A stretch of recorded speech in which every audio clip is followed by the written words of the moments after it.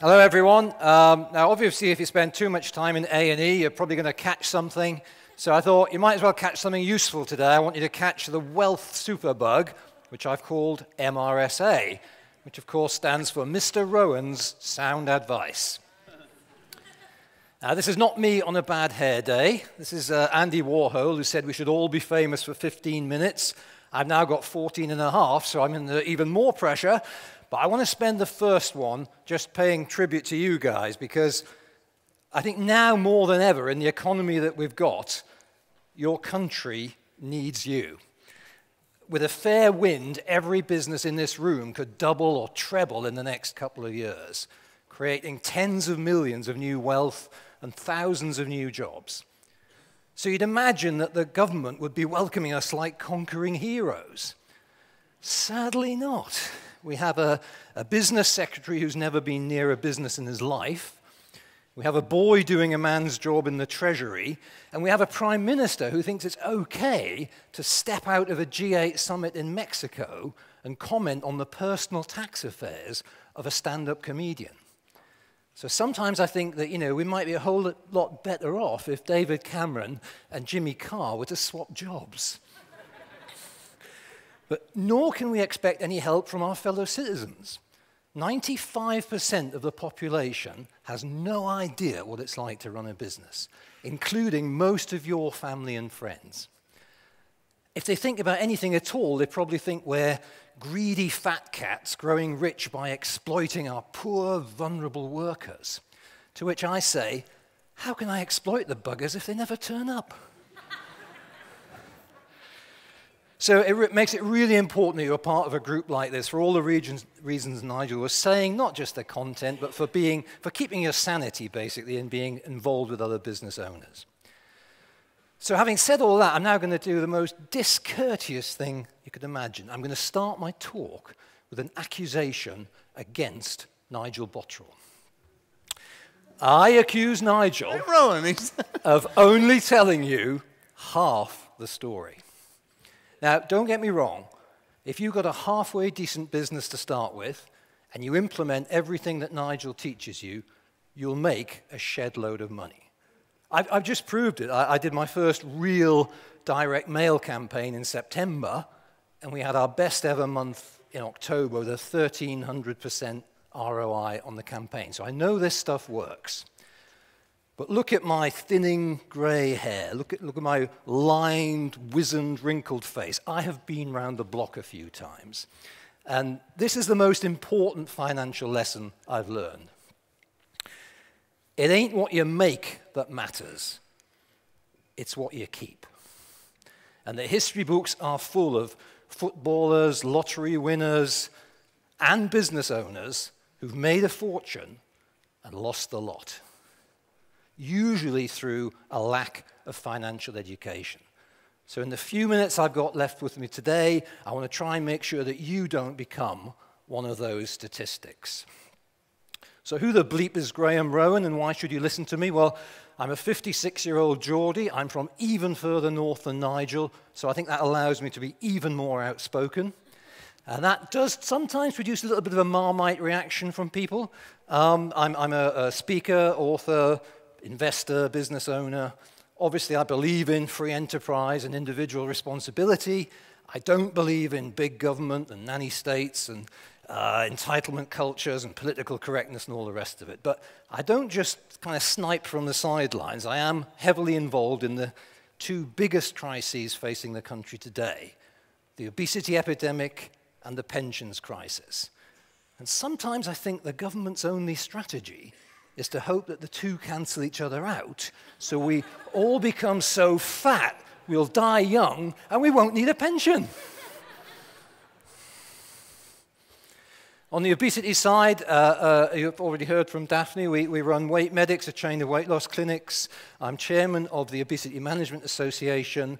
I'm CEO of an organization called Food Advisors, which helps you make healthy food choices online.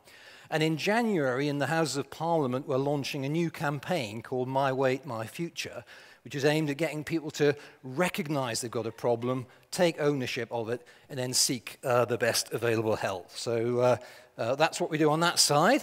But today I want to talk a bit more about the financial side. I really love what I do. I spend my time searching for extraordinary investments that you don't find on the high street. I do all my due diligence on them. I look into them in detail. I meet the management teams. If I like it, I invest my own money in it. And only at that point do I tell my readers about it through my Wealth Watch newsletter or through my speaking events, special reports, and so on. My positioning is that I'm the UK's leading wealth coach for savvy investors who don't follow the crowd.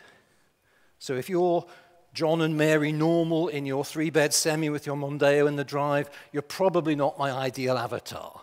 But if you're somebody who wants to learn about and educate yourself in finance and make some sensible long-term investments, then maybe we should be talking.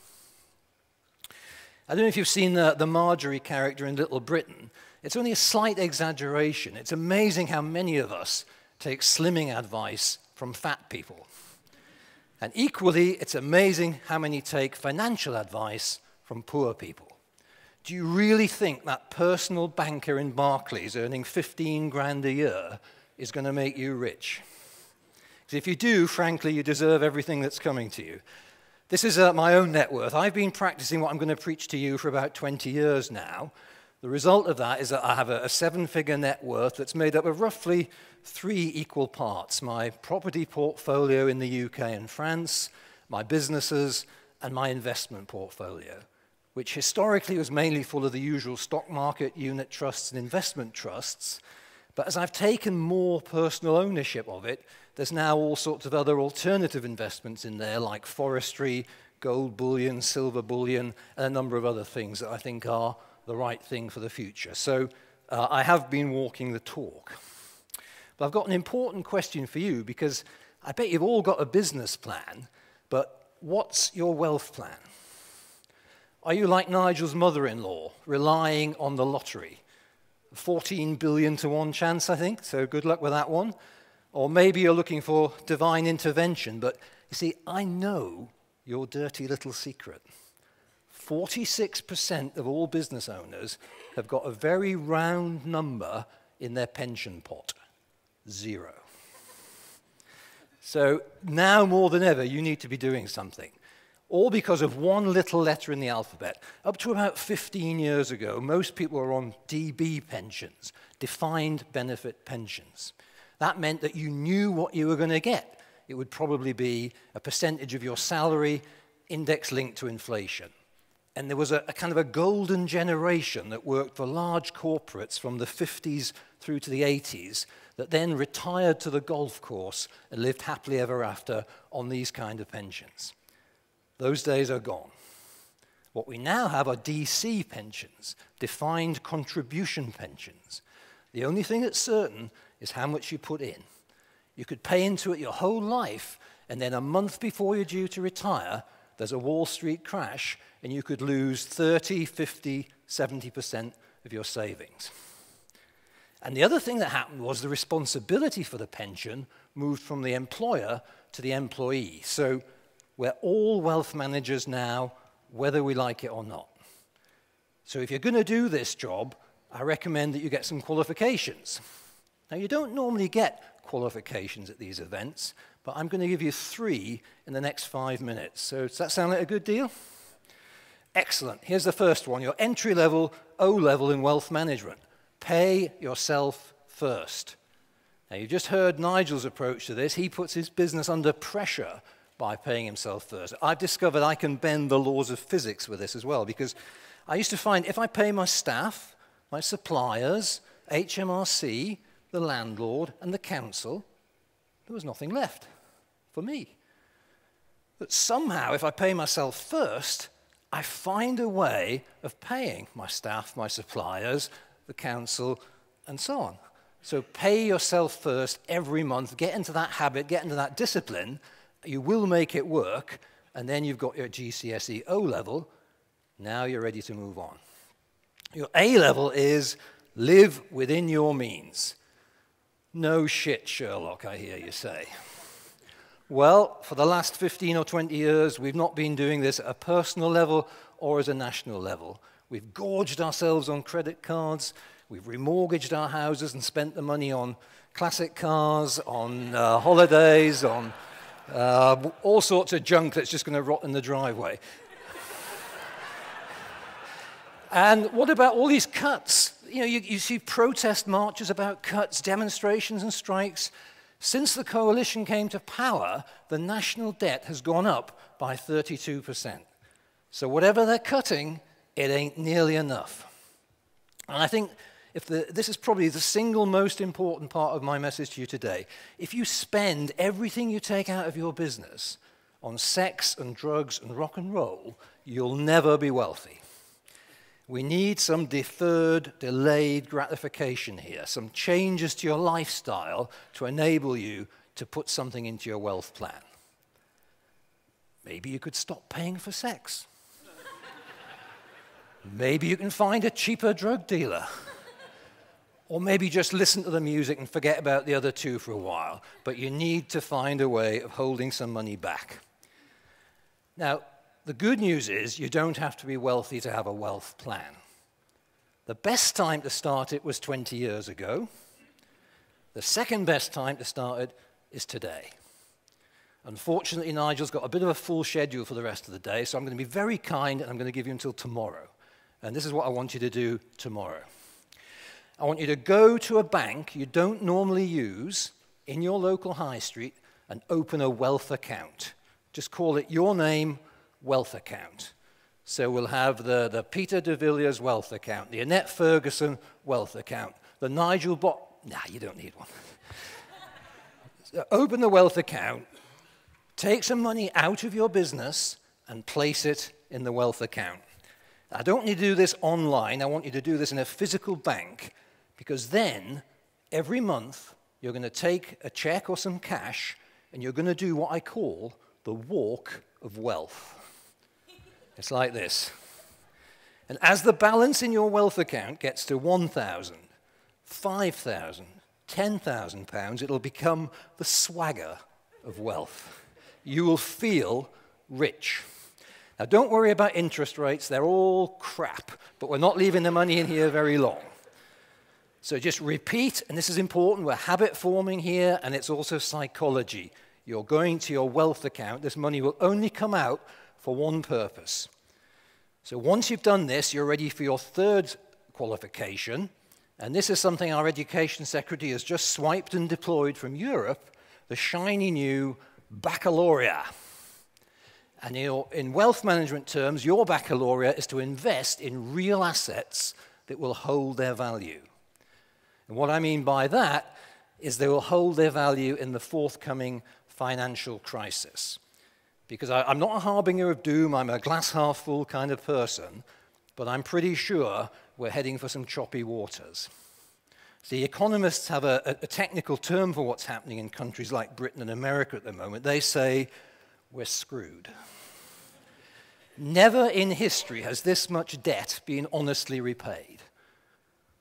There's only two likely possibilities. One is that we default, which is something that countries like Russia and Argentina have done in recent times. People think Greece is going to do this. You just say, sorry, we've got no more money left, we can't pay.